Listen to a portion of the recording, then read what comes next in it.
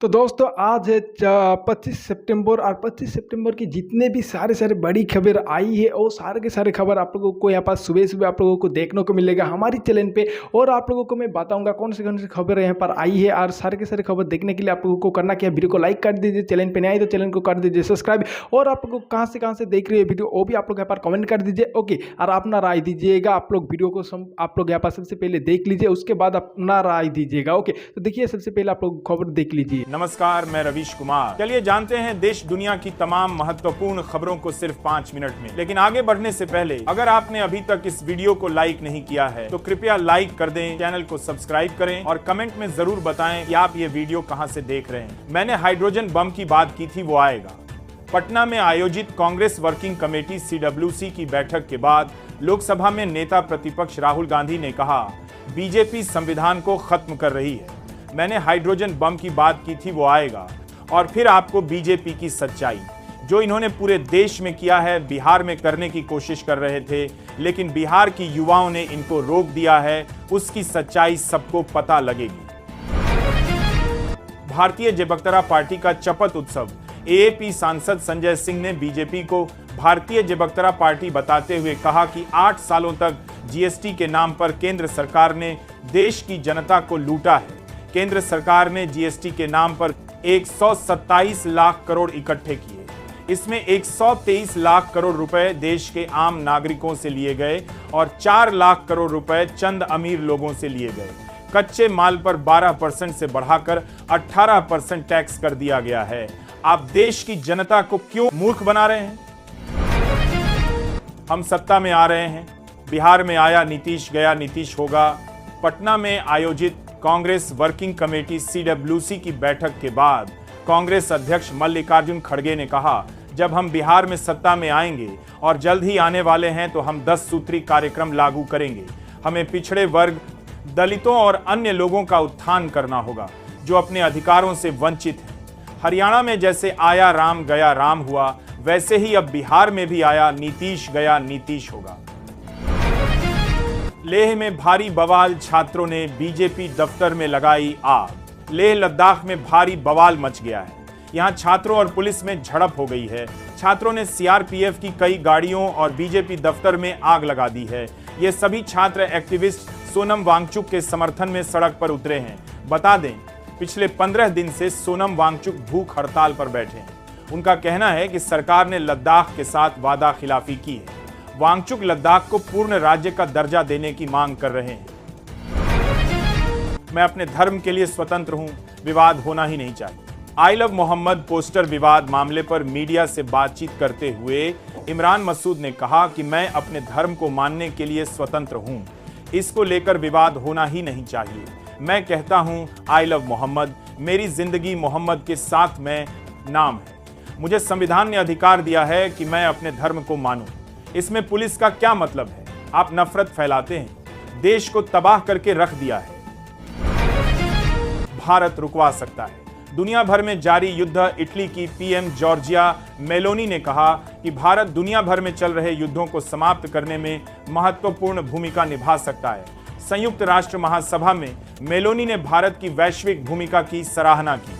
उन्होंने भारत यूरोपीय संघ मुक्त व्यापार समझौते को जल्द पूरा करने पर जोर दिया। मेलोनी ने PM मोदी के नेतृत्व की सराहना की और भारत इटली संबंधों को मजबूत करने की इच्छा जताई। H1B वीजा के खिलाफ मिलकर आवाज उठाएं। अमेरिकी भारतीय अमेरिका के H1B वीजा मामले पर विदेशी मामलों की स्थायी समिति की बैठक में शशि थरूर ने कहा कि अमेरिकी नीति परिवर्तन पर भारतीय अमेरिकी समुदाय की चुप्पी आश्चर्यजनक है, इसके खिलाफ आवाज उठानी चाहिए। थरूर ने कहा कि हम सभी को भारतीय अमेरिकी आबादी को बताना होगा कि अगर आपको मातृभूमि एवं अपने रिश्ते की परवाह है तो लड़ना और बोलना होगा। बता दें, समिति में सत्ता पक्ष और विपक्ष के नेता शामिल थे। चीन की खतरनाक साजिश। भारत में सत्ता परिवर्तन की कोशिश। तिब्बत की निर्वासित सरकार के पूर्व प्रमुख डॉक्टर लोबसांग सांगेय ने एक इंटरव्यू में कहा कि चीनी दूतावास के अधिकारी भारत में राजनेताओं को खरीदने और सत्ता परिवर्तन की कोशिश कर रहे हैं। सांगेय ने कहा, चीनी नेताओं, बुद्धिजीवियों, कारोबारियों, पत्रकारों और अब तो यूट्यूबर्स को भी खरीदते हैं। ऐसे ही उन्होंने तिब्बत, शिनजियांग और मंगोलिया में घुसपैठ की थी। सांगे ने भारतीयों को सतर्क रहने की सलाह दी है। आरके सिंह छोड़ेंगे बीजेपी का साथ, बनाएंगे अलग पार्टी। बिहार चुनाव से पहले बीजेपी को तगड़ा झटका लगने वाला है। पूर्व केंद्रीय मंत्री और बीजेपी नेता आरके सिंह ने बीजेपी छोड़ने के संकेत दिए हैं। उन्होंने अलग पार्टी बनाने पर विचार की बात कही है। बता दें कि आरके सिंह ने बीजेपी नेताओं से प्रशांत किशोर के आरोपों पर स्पष्ट जवाब देने या इस्तीफा देने की मांग की है। आरके सिंह ने पार्टी के अंदर षड्यंत्र का आरोप लगाया और सम्राट चौधरी व दिलीप जायसवाल को जवाबदेह ठहराया है। बुलडोजर एक्शन पर फैसले से बहुत संतुष्टि मिली, क्योंकि भारत के मुख्य न्यायाधीश BR गवई ने एक कार्यक्रम में कहा कि बुलडोजर कार्रवाई पर उनका फैसला उन्हें संतुष्टि देता है, क्योंकि यह मानवीय मुद्दों को संबोधित करता है। उन्होंने कहा कि यह कार्रवाई परिवारों को परेशान करती थी, क्योंकि उनके सदस्य अपराधी या कथित अपराधी हैं। उन्होंने इसे अपने सबसे संतोषजनक फैसलों में से एक बताया। यूक्रेन ने मॉस्को एयरपोर्ट पर किया ड्रोन अटैक। यूक्रेन ने बीती रात रूस पर ताबड़तोड़ ड्रोन हमला किया है। हमले में मॉस्को क्षेत्र के प्रमुख हवाई अड्डों पर उड़ानें प्रभावित हुईं। 200 से ज्यादा उड़ानें रद्द करनी पड़ी या विलंब से रवाना हुईं। रूस ने कहा कि एंटी एयरक्राफ्ट यूनिट ने राजधानी की तरफ बढ़ रहे 3 दर्जन यूक्रेनी ड्रोन को मार गिराया।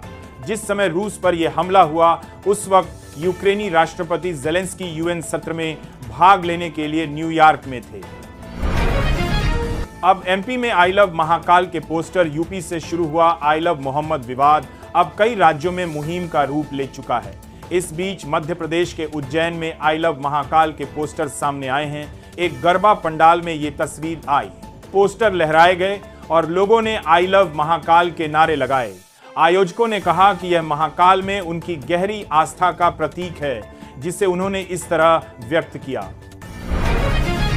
अति पिछड़ों के लिए न्याय का संकल्प तैयार करेगा। इंडिया गठबंधन बिहार में OBC आबादी 27% है और EBC आबादी 36%। कुल मिलाकर यह वोट बैंक 63% है। पिछड़ा वर्ग में कुल 30 जातियां हैं, जबकि अति पिछड़ों में 112 जातियां। OBC की सहानुभूति हासिल करने के लिए राहुल गांधी पहले ही माफी मांग चुके हैं और कह चुके हैं कि उन्हें OBC की समस्याएं पहले मालूम होती तो बहुत पहले जातिगत जनगणना करवा दी होती। अब राहुल और कांग्रेस की नजर बिहार के अति पिछड़ा वोट बैंक पर है। अयोध्या छोड़ दें मुस्लिम नहीं बनेगी। कोई मस्जिद बीजेपी नेता और राम मंदिर आंदोलन के प्रमुख चेहरे विनय कटियार ने विवादित बयान दिया है। बाबरी के बदले बनने वाले धन्नीपुर मस्जिद को लेकर उन्होंने कहा कि हम धन्नीपुर मस्जिद को नहीं जानते और न यहाँ कोई मस्जिद बनने वाली है। अयोध्या में मुस्लिमों का कोई काम नहीं है। मुस्लिम अयोध्या छोड़कर चले जाएं। कटियार के इस बयान ने एक बार फिर माहौल गर्म कर दिया है। आज ही EDA ने मस्जिद बनने के लेआउट प्लान को खारिज किया है। रामलीला के मंच पर दशरथ को आया हार्ट अटैक। हिमाचल के चंबा में रामलीला के मंचन के दौरान दशरथ का रोल प्ले कर रहे 73 साल के अमरेश की हार्ट अटैक से मौत हो गई। मंचन के दौरान उनका श्री विश्वामित्र के साथ संवाद चल रहा था। इस दौरान दशरथ ने हंसते हंसते हुए कहा कि आपके लिए प्राण भी न्यौछावर कर दूंगा। तभी उन्हें अटैक आ गया। हैरानी की बात यह है कि इस बार उन्होंने पहले ही कह दिया था कि यह हमारी आखिरी रामलीला होगी। घटना का वीडियो वायरल है। लद्दाख हिंसा, 4 की मौत, 70 घायल। सभी प्रदर्शनों पर रोक। केंद्र शासित प्रदेश लद्दाख को पूर्व राज्य का दर्जा देने की मांग को लेकर हुए हिंसक प्रदर्शन में अब तक 4 लोगों की मौत हो चुकी है, जबकि 70 से ज्यादा लोग घायल हुए हैं। प्रदर्शनकारियों ने पुलिस और सुरक्षा बल के जवानों पर पथराव किया, जिसके बाद दोनों पक्षों में झड़प हो गई। इस दौरान कई जगह आगजनी भी की गई। ऐसे में पुलिस ने लद्दाख में सभी तरह के प्रदर्शनों पर रोक लगा दी है। वोट चोरी से लड़ने का मतलब लोकतंत्र को बचाना। पटना में कांग्रेस नेता कन्हैया कुमार ने कांग्रेस कार्यसमिति CWC की बैठक पर कहा, जब हम संविधान और लोकतंत्र को बचाने की बात करते हैं, तब हमारी राय एकदम स्पष्ट है कि जो सरकार वोट चोरी से बनेगी वह पेपर लीक करवाएगी, वह महंगाई को नहीं रोकेगी। जब चोर सरकार चलाएंगे तो गुंडागर्दी करने वालों का मनोबल बढ़ेगा। इसलिए वोट चोरी से लड़ने का मतलब लोकतंत्र को बचाना, लोगों को रोजगार देना और पलायन को रोकना है। सरकारी ठेकों में एससी, एसटी और अति पिछड़ों को 50% आरक्षण। कांग्रेस नेता राहुल गांधी ने भाजपा पर हमला बोला है। पटना में उन्होंने कहा कि देश में जाति जनगणना कराना जरूरी है ताकि दलितों, अति पिछड़ों और अल्पसंख्यकों की सही आबादी का पता चल सके। उन्होंने कहा कि यूपी में अब जाति आधारित विरोध की अनुमति नहीं है, जो बीजेपी की सोच को दर्शाता है। राहुल ने सरकारी ठेकों में एससी, एसटी और अति पिछड़ों को 50% आरक्षण की मांग को एक बार फिर दोहराई है।